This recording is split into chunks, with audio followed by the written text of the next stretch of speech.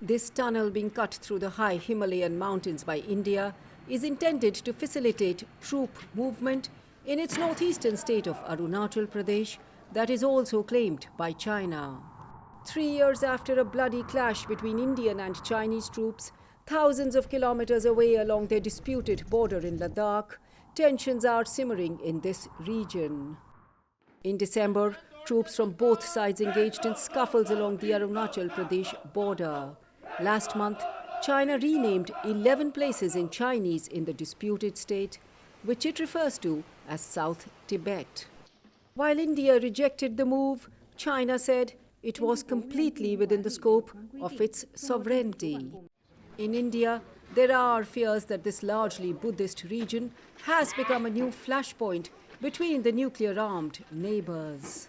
Now with China taking a much more aggressive stance on Arunachal, there are concerns that perhaps China wants to look at it in totality and therefore build multiple pressure points on India.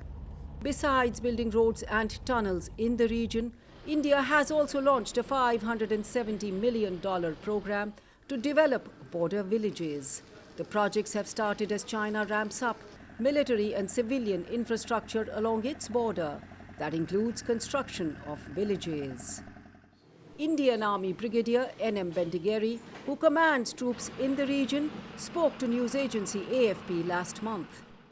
As regards to these, what they call Shokong villages, the model villages the Chinese are saying, there are a couple of them which are right opposite our borders. It concerns us because of this closeness to the border areas, and the way it are being constructed, we cannot rule out for them being used by the PLA. Talks have brought no real breakthrough. The Indian and Chinese defense and foreign ministers failed to find common ground when they met on the sidelines of a regional forum last month. While India said ties cannot improve until the border row is resolved, China said the border is generally stable and both sides should normalize ties. With China unilaterally deciding to change the border or status quo along the border and then claiming that that is the new normal, I don't think India will accept this, and I think therefore while negotiations both at the military and diplomatic levels continue, the broader relationship continues to be in a logjam, with India putting the onus on China to take it forward. The continuing volatility in the Himalayas is drawing India closer to the United States. Next month, Indian Prime Minister Narendra Modi heads to Washington for a visit that aims to strengthen strategic ties. Anjana Pasricha for VOA News, New Delhi.